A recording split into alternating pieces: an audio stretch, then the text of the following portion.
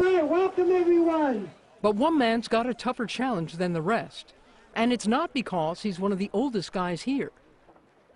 It's because Dick Hoyt will pull, pedal, and push his son Rick, who was born without the ability to move or speak. This is how father and son spend their time together, nearly every single weekend, going back 30 years. Dick and Rick Hoyt have completed over 240 triathlons, and on their lazier Sunday afternoons, over 68 marathons, the fastest in a time just half an hour off the world record. Yes, the real world record. They say Dick Hoyt could have been an elite endurance athlete on his own. Dick's not so sure. I just don't.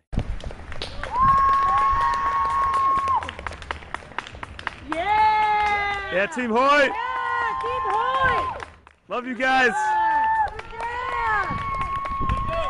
You got it, you got it! Yeah, Hoyt! Nice job, guys! Team Hoyt! Keep it up! Looking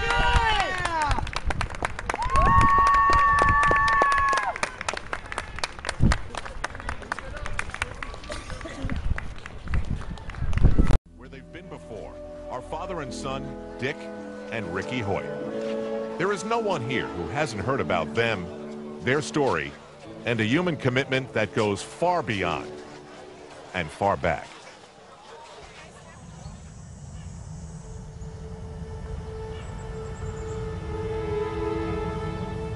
January 10th, 1962. We knew there was something wrong, but we did not know exactly what.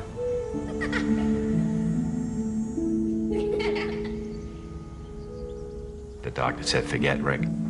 Put him away, put him in an institution. He's gonna be nothing but a vegetable for the rest of his life. We cried a little bit. We talked, and we said, no, we're not gonna put Rick away. We're gonna bring Rick home and bring him up like any other child.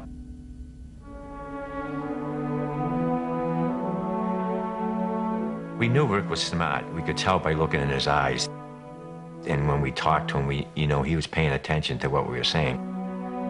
So we wanted to get a computer built so Rick could communicate with us.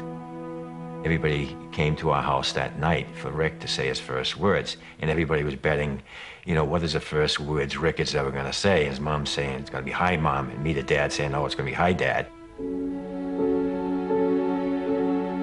Well, the Boston Bruins were going for the Stanley Cup, and the very first words Rick ever said was, go Bruins. Dick is a military man, so he knows a thing or two about commitment. This time, he's just months removed from a heart attack. This gift that he gives to his son, or is it the other way around? Either way, it all started when Rick heard about a charity run for a paralyzed athlete. He asked Dad, and Dad said yes.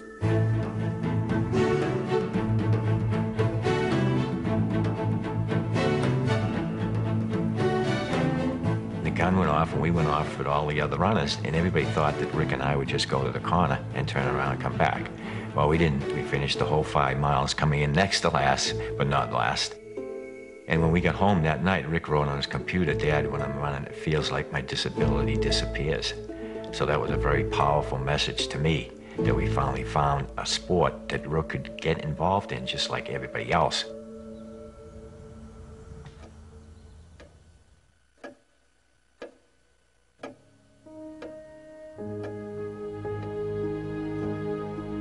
Rick is my motivator. He inspires me. To me, he's the one out there competing, and I'm just loaning him my arms and my legs so that he can compete. There's just something that gets into me when I'm out there competing with Rick that I can't explain it, and we're able to go faster. And it's just an unbelievable feeling.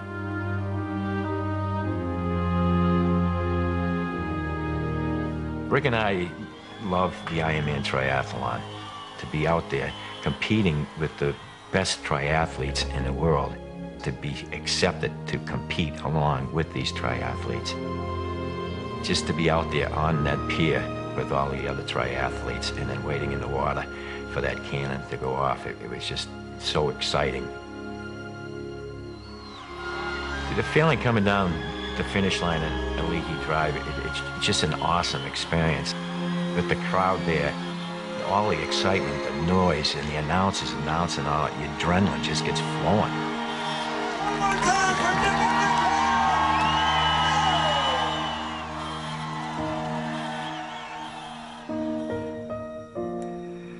I may be disabled, but I live a very fulfilling life. And if someone takes the time to get to know me, they will realize that I am no different than anyone else. Here he is. He graduated from public high school. He's graduated from college. He's out there competing in road races and triathlons. He lives a happier life probably than 95% of the population. Rick would tell you that, you know, if he was physically able to do something, that he'd probably play basketball or football or hockey. But then he always says, no, the first thing he'd do is sit down and have me sit down in his wheelchair and he'd push me. You know, it really makes me feel good that you know, he appreciates, you know, what I'm trying to do to help him out, and he'd do the same thing for me.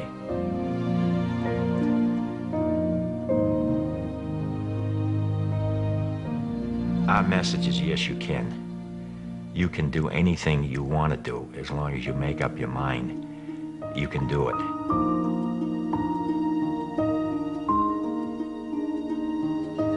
If you have ever searched for the meaning of life, stop. The answer lies right here. By the way, Ricky would want us to tell you, the Bruins look pretty good this year.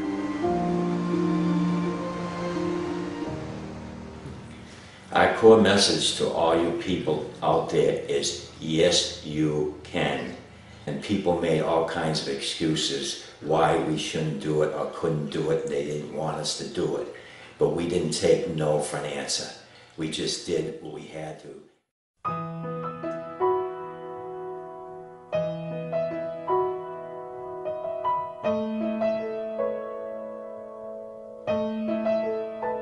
I can only imagine what it will be like when I walk by your side.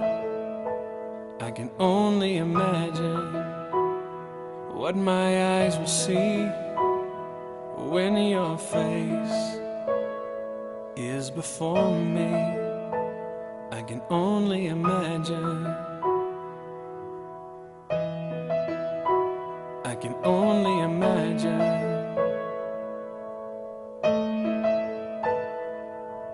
Surrounded by your glory, what will my heart feel? Will I dance for you, Jesus? Or in awe of you be still? Will I stand in your presence? To my knees, or will I fall? Will I sing hallelujah? Will I be able to speak at all? I can only imagine. I can only imagine. I can only imagine when that day comes, when I find myself standing in the sun. I can only imagine when all I will do is forever, forever worship you. I can only imagine. I can only imagine.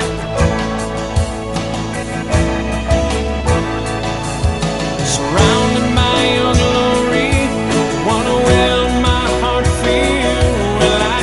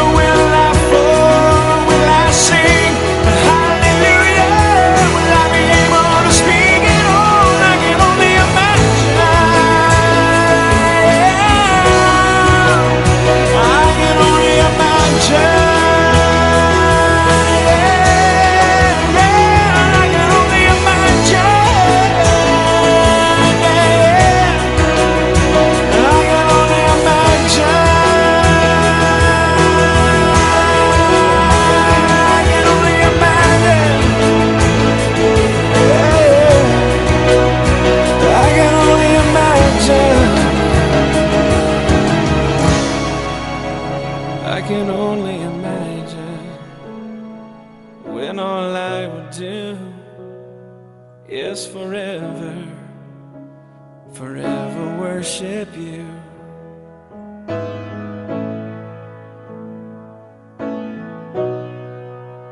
I can only imagine